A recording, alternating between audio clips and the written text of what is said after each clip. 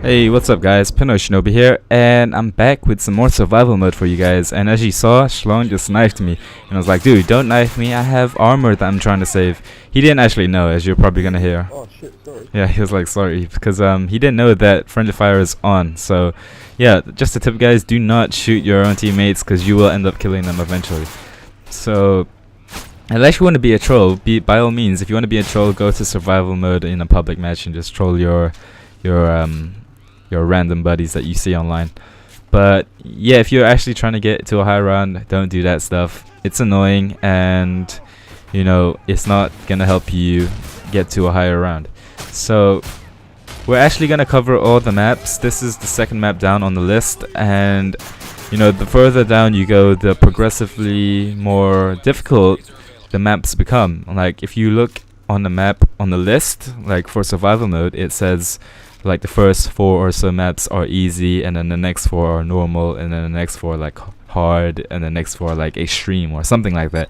So don't expect 30 rave 30, especially on the extreme maps. So you know, I don't know, I haven't seen the leaderboard, but Shlong says later on in this thing, I left the commentary in there, you're gonna hear him talk. He's gonna talk about how basically if you look at the world leaderboards for the extreme maps, you know, no one gets to like wave 30 on those maps simply because they are really difficult. These ones are easy, hence the fact that we're able to get to wave 30 and show you guys how we do it. So right now we're doing the same typical stuff that we did for resistance, which was, you know, just minimize the amount of damage you take and try and preserve your armor, and at the same time, when you kill one of them, try and steal their shotgun, their 1887 shotgun, and pick up ammo from the other fallen victims. Because when you kill a guy and you pick up their shotgun, they're gonna have very limited ammo in their gun. They're probably gonna have only 3 shotgun shells in their gun. So yeah, right now we have the dogs coming at us, but it's all good. And I just wanted to say, guys, thank you very much for all the feedback and comments that you guys have left on our previous survival mode strategy for resistance. It's very appreciated, and yeah, that's how it goes, you know, subscribers and YouTubers, you know, it helps us a lot when you guys tell us what you like, what you don't like. And from the response that I got for the survival mode on resistance, I think you guys liked it, so I'm gonna keep giving you guys what you want. We're gonna cover all the maps, and yeah, survival mode, we're having a great time with survival mode, and we're having a great time with YouTube. This is, yeah, I'm loving it. I'm loving it. It's like McDonald's, you know what I mean? We're loving it.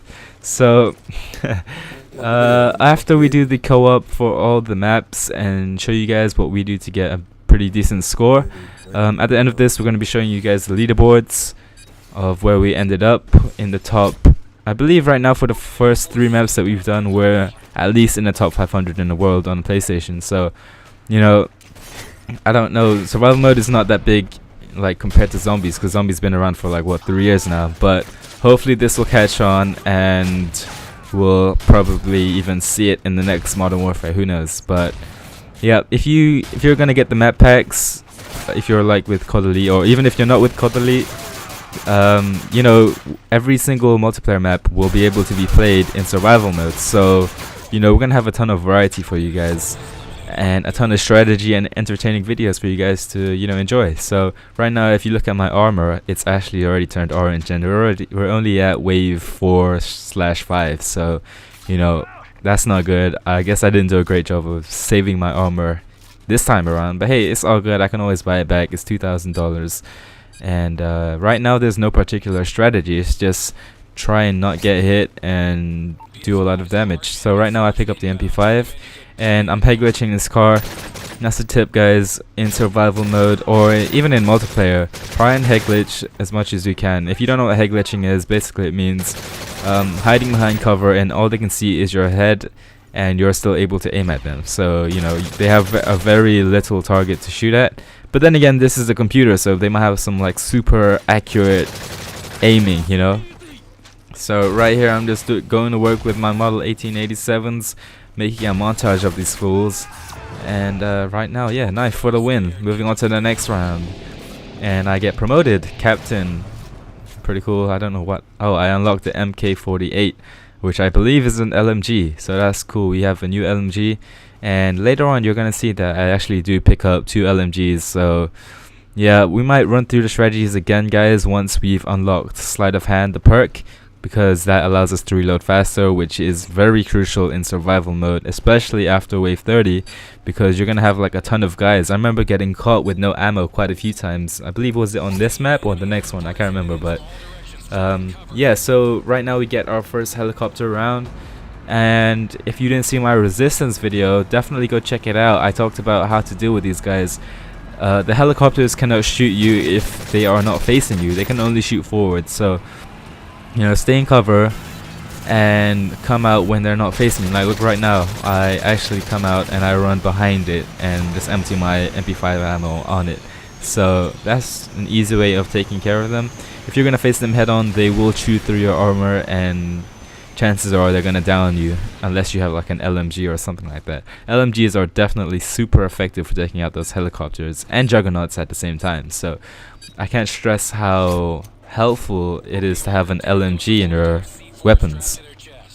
So as you heard, the guy on the intercom or whatever, walkie-talkie, just said that there are suicide bombers on their way. So that's actually a good thing, guys. As much as, you know, it's like, oh no, suicide bombers, it's actually a good thing, because if you're smart with the way you play, they won't even get a chance to get near you to, you know, to blow up. So, and not just that, but you can use their C4 to kill their own teammates. So, you know, as you can see, you'll see in like a few of our survival mode videos where we'll shoot one suicide bomber, and when he drops his C4, when that C4 blows up, it will take out like a couple of his buddies. So, you know, it's like a 2-for-1, and they're pretty weak anyway. They have no heavy armor like the juggernauts, so, you know, they pretty much help us. And you can tell which ones are the suicide bombers by the color of their pants. They wear like orange pants, so you know which ones are the suicide bombers by the orange pants. And also they wear like a balaclava or whatever it's called. So right here I just buy my Delta squad, and Schlong is telling me talking some strategy about having a sentry gun on that right side, the back side. And it's actually pretty clever, because if you put a sentry gun there, we cannot get flanked, because no one's actually watching that far right side, which is why I buy the claymores, which is to, you know, just cover it. And if you have a sentry gun there, it will also like protect that flank. And the guy on the walkie-talkie will also tell you if they start to destroy the sentry gun. You know, you'll get a heads up telling you, you know, your sentry gun is getting heavy damage or something like that. So that's a good thing. So right here, we're just taking care of our business. MP5 for the win. And break out the models, and Schlong is about to tell us about what he thinks about the more difficult maps. So let's listen to what he has to say. You know the trophy, get level 15 in each map. It'll be hard though when you get on hard maps, so some of the highest levels on the maps are like 20. So as you heard Schlong saying, he was basically saying how right now we're doing pretty well, going to like wave 30 and such.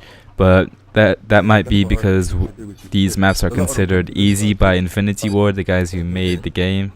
If you actually go to the list of the maps for survival mode, there's a little thing that says, you know, easy, normal, hard, or difficult, very difficult, or extreme.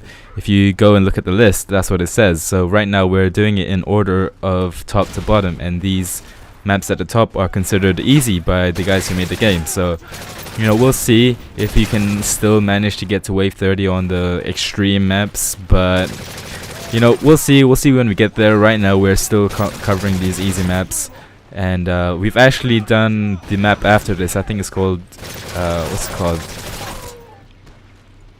It's called Interchange. We've actually already done Interchange, and we need to do the next one, which is the London map, which is where we live. You know, we live in London, so hopefully we have like an advantage, you know, playing in our hometown or home city or whatever. Anyway, if you didn't know, we actually did go to a event in London in October where we got to play survival mode called Eurogamer Expo, and we got to play on Resistance. But at the time, this is what I wanted to comment on, they've actually made some changes to survival mode. Back then I think we were playing the beta of survival mode, and it's a little bit different to what we're playing right now, especially on on Resistance. On Resistance, the map wasn't actually called Resistance, it was called Paris. And the first wave was the African faction, you know, the African faction that you see in this one. But if you go and play Resistance now, that faction isn't actually on that map. So just a few things that they've changed. And right now we have our first Juggernaut round, and we're communicating saying who's gonna go first, chucking their flash grenade. And I think, yeah, look, I finished him off with a shotgun. So that's an important part of survival mode, guys. If you guys want to get to like a high wave number, you need to have a microphone, and you need to be communicating with your teammates saying, you know, who's gonna throw the flash grenade, who's gonna flash the Juggernaut, because if you both do it at the same time, then you're just wasting your stuff. And yeah, that's just a big part of it. If you're not communicating, then my money's on you not making it that far in survival mode. That's just me. But yep, right here I'm head glitching the box, and you know, it's important to get behind cover when you're controlling a choke point, because you know, the less of you that they can see, then the less chance of you getting hit and you know, you losing armor. And especially if you're controlling a choke point like I'm doing right here, they can only come from one direction. It's not like they can come from you know, all around me. But right here, I don't know how they managed to sneak past Schlong and manage to flank me. So I end up taking some damage, but luckily I don't go down and I don't lose my self-revive. And we make it through wave 11, and I'm freaking battered and bruised.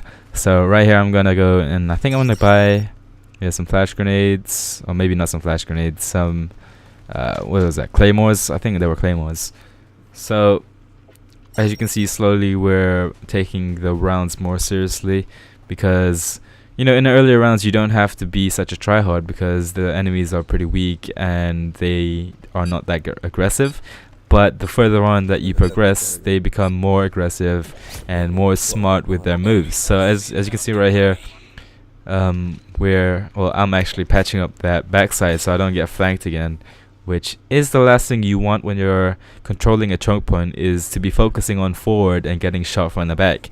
So you know, there comes a point where you'll see when you get to like wave 30 that controlling these choke points are not so easy, because not only do you have to look at the choke points, but also you have helicopters in the sky shooting at you, you have juggernauts landing where you're trying to protect.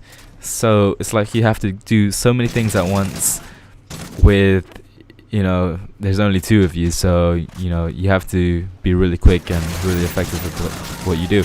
So right here I'm being such a troll, and I'm stealing Schlong's kills. Those are supposed to be for him, but you know, I'm a greedy guy. I want to get the kills. I'm a kill whore. So right now we just finished wave 12 and moving on to wave 13. I'm gonna buy my LMG, the new LMG which I unlocked, and you'll see later on I actually buy 2 LMGs, and I pack-a-punch my LMG. If you don't know what pack-a-punch means, it's a zombie term for upgrading your weapon. I know this isn't zombies, guys, but come on, guys, you can't forget about it. Just because Black Ops is, you know, over its life cycle, gotta show zombies some love, you know what I mean?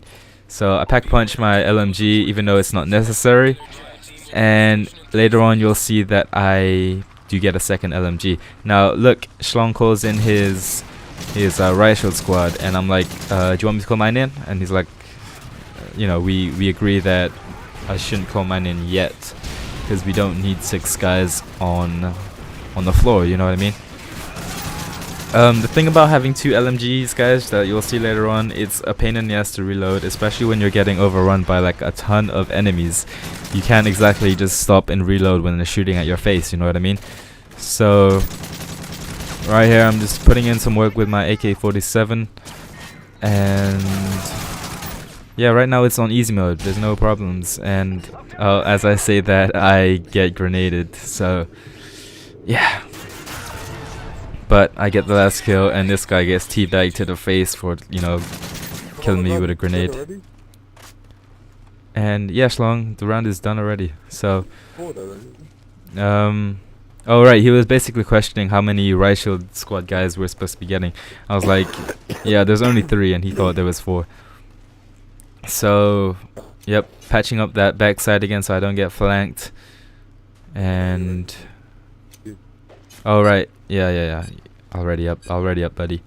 So yep, as I said in the last video, if you